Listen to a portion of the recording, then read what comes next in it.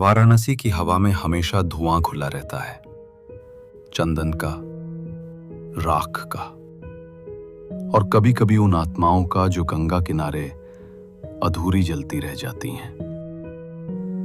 उसी हवा में एक औरत चल रही थी, मीरा, सफेद साड़ी में लिपटी, थके हुए कदमों से भैरव गली की ओर बढ़ती हुई। 3 महीने बीत चुके थे उसके बेटे आरव को गंगा में समाये हुए। किसी ने कहा था गंगा सब पाप धो देती है, पर मीरा को लगता था गंगा ने उसका सब कुछ धो दिया है। उसका घर, उसकी हंसी, उसका वजूद। वो रोज शाम को घाट तक जाती थी, पहले आरव के लिए दीपक जलाती, फिर उस बहती लौ को देर तक देखती रहती, जैसे उस रोशनी में उसे अपने बच्चे का चेहरा दिखाई दे जाएगा। पर आज कुछ अलग था। आज उसका मन घाट तक जाने का नहीं था। कदम खुद ब खुद एक अजीब सी गली की ओर मुड़ गए। एक ऐसी गली जिसे उसने पहले कभी नहीं देखा था। भैरव गली।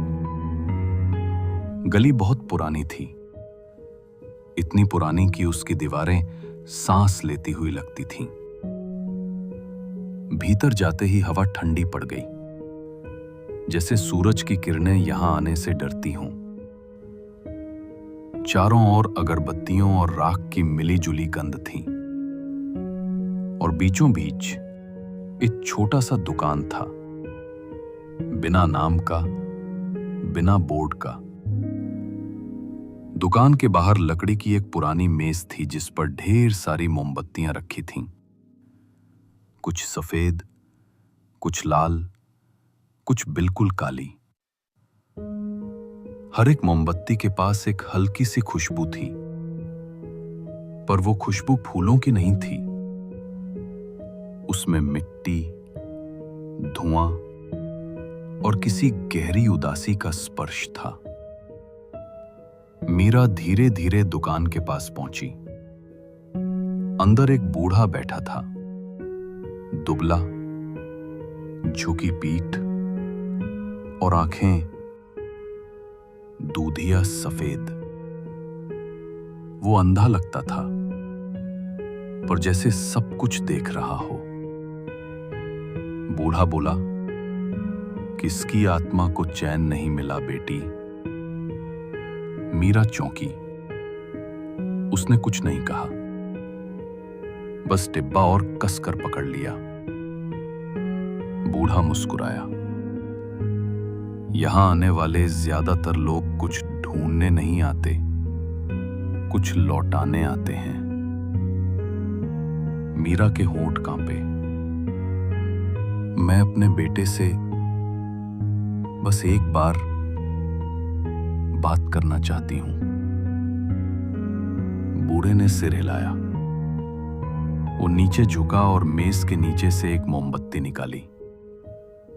पतली, पीली, पर उसकी बातों जैसी थकी हुई। ये मोमबत्ती जलाओ उसके नाम से। अगर उसकी आत्मा बेचैन है तो लौ तुम्हें उत्तर देगी। मीरा ने कांपते हाथों से मोमबत्ती ली। बूढ़े ने धीरे से कहा, पर ध्यान रखना, लौ जितनी देर जलेगी उतनी देर वो यहां रहेगा। लौ बुझाओगी तो आवाज नहीं जाएगी। मीरा ने कुछ पूछना चाहा, पर बूढ़ा पहले ही खामोश हो गया था। उसकी आंखें अब किसी और दिशा में देख रही थीं, जैसे दुकान में कोई तीसरा भी मौजूद हो। उस रात मीरा घर लौटी। घर में सन्नाटा था, बस दीवार पर टंगी आरव की तस्वीर मुस्कुरा रही थी। उसने मेज पर तस्वीर रखी और मोमबत्ती को उसके सामने जला दिया। लौ पहले स्थिर रही, फिर हल्के से कांपी। धीरे धीरे कमरे में ठंड बढ़ने लगी। दीपक की रोशनी दीवारों पर नाच रही थी और हर परछाई का आकार बदलने लगा। लौ भय का धीमा बैकग्राउंड। मीरा ने फुसफुसाकर कहा, आरव बेटा, तू है यहां? कुछ पल खामोशी रही, फिर एक हल्की सी आवाज आई, जैसे कोई बहुत दूर से बोल रहा हो, मां। मीरा के होंठ खुल गए, आंखों से आंसू गिर पड़े। आरव, तू सच में है? लौ अब ज्यादा तेज जल रही थी, जैसे भीतर कोई सांस ले रहा हो। हवा में कंपन, आवाज और साफ हो गई। मां, अंधेरा है, मुझे ठंड लग रही है। मीरा का दिल जोर से धड़कने लगा। वो कांपती हुई बोली, तू आ जाएगा ना? वापस आ जाएगा? अब दीवार पर परछाई कुछ हिलने लगी। लौ एकदम ऊंची हुई और उसके भीतर जैसे किसी बच्चे की आकृति झिलमिलाई। मां, आवाज अब बहुत पास थी। मीरा डर और लालसा के बीच फंस गई। उसका हाथ कांपा और उसने मोमबत्ती बुझाने की कोशिश की, पर लौ बुझी नहीं, बल्कि और तेज हो गई, नीली पड़ गई। तभी दरवाजे पर हल्की खटखटाहट हुई। तभी मुड़ी, कोई नहीं था।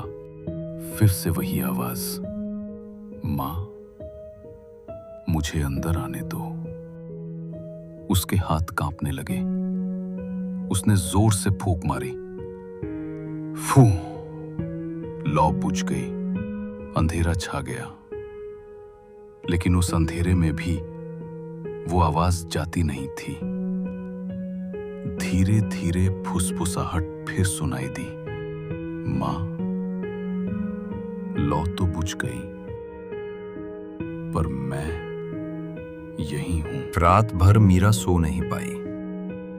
लौ तो बुझ गई थी, पर उसकी सोच में वही आवाज गूंज रही थी, मां।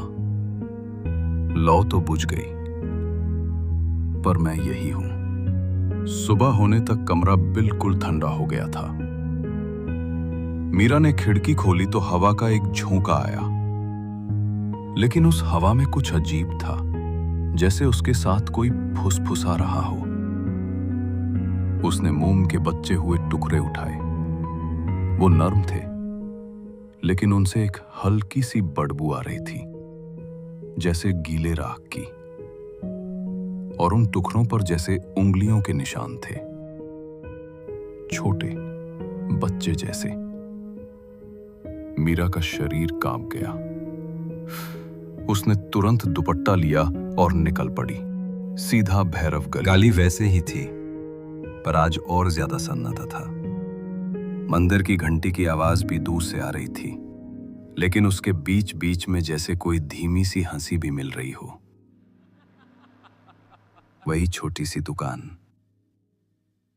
और वही बुढ़ा, पर आज उसके चेहरे पर ज्यादा गहरी लकीरें थी, जैसे रात भर वो सोया ना हो। मीरा ने जोर से कहा, ये क्या दिया आपने मुझे? उस रात मेरे घर आवाज थी, सांस थी, और वो। उसकी आवाज भरी हो गई। वो मेरा बेटा था या कुछ और? बुद्धा चुप रहा कुछ देर तक। फिर उसने अपनी आंखें उठाई। उन धूढ़िया आंखों में एक छोटा सा उजाला था।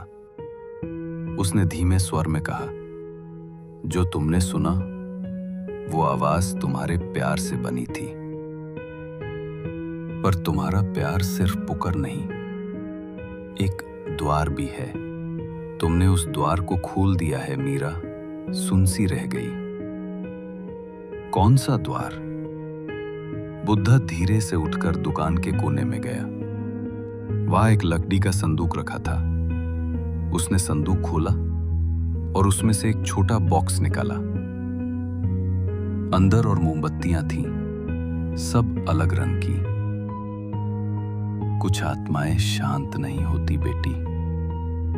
इन मोमबत्तियों का वैक्स उन्हीं की राख से बनता है, उन्हीं के दुख से। मीरा ने पीछे हटकर कहा, राख से? आप पागल हैं? बुद्धा मुस्कुराया। पागल नहीं, धर्म के नियम से पारे हूं। ये मोमबत्तियां सिर्फ उनके लिए जलती हैं जिनके लिए जिंदगी अधूरी छूती हो। उसने एक और मोमबत्ती निकाली, इस बार काली। तुम्हारा बेटा शांत नहीं है मीरा। उसने लौटने की कोशिश की थी, पर उस रात जब तुमने लौ बुझाई, उसने रुक कर कहा, तुमने उसे अधूरा छोड़ दिया।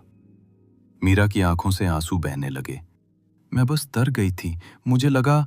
बुद्धा ने बीच में टोक दिया, डर वो ताकत है जिससे वो जीवित होते हैं।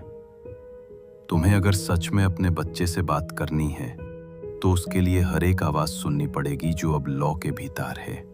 उसने छोटी सी डिब्बी उसके हाथ में दी। अंदर 4 मोमबत्तियां हैं, पर याद रखना, एक रात में एक ही जलाना। ज्यादा जाली तो जिनके लिए नहीं पुकारी, वो भी आ जाएंगे। मीरा ने आंखों में आंसू लेकर डिब्बी ले ली। दिल में एक अजीब सा संकल्प था, डर के साथ एक उम्मीद भी। उस रात जब शाम ढली, मीरा ने दूसरी मोमबत्ती जलाई। इस बार मोमबत्ती लाल थी और उसकी खुशबू पहली से अलग, जैसे खून में भिगी मिट्टी की। लौ जलते ही हवा रुक गई, सांस लेना मुश्किल हो गया। कुछ देर तक सिर्फ एक सुस्त सा सन्नाटा था। फिर धीरे से आवाजें आने लगी। कौन है? मुझे दिखाई नहीं देता। किसने जलाया मुझे? मीरा ने आंखें बंद कर ली। उसने बस कहा, मैं मीरा हूं, मुझे मेरा बेटा चाहिए। आवाज फिर आई, इस बार तेज और करीबी। यहां कोई मां नहीं, सिर्फ हम हैं, हम सब जो अधूरे छोड़े गए।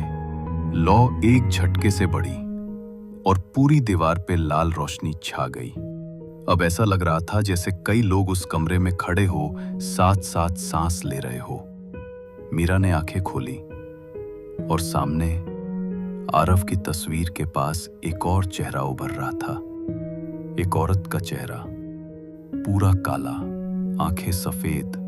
वो धीरे से बोला, मैं अपनी बेटी के लिए जलाई गई थी, अब तू मेरे लिए रास्ता खोल। मीरा चीखने वाली थी, पर आवाज गले में अटक गई। उसने मोमबत्ती बुझाने के लिए हाथ बढ़ाया, लेकिन हाथ उसी लौ के अंदर चला गया जैसे वैक्स ने उससे पकड़ लिया हो। उसने जोर से खींचकर हाथ निकाला और मोमबत्ती जमीन पर गिर गई। लौ तुरंत बुझ गई, पर अब कमरा अंधेरा नहीं था। लाल साया अब भी दीवार पर चल रहा था, धीरे धीरे उसकी तरफ बढ़ता हुआ। मीरा ने रो कर कहा, मैं बस अपने बच्चे से मिलना चाहती थी। आवाज फिर से आई, हर माँ यही कहती है और हर बार हम ज्यादा बढ़ते जाते हैं। सुबह जब रोशनी हुई, कमरे की दीवार पर काला धुआं छाया हुआ था। टेबल पर डिब्बी खुली पड़ी थी और अब उसमें 3 नहीं, सिर्फ 2 मोमबत्तियां बची थीं। और सबसे छोटी मोमबत्ती के नीचे लिखा था, मीरा 3 बाहर 7 मिनट AM।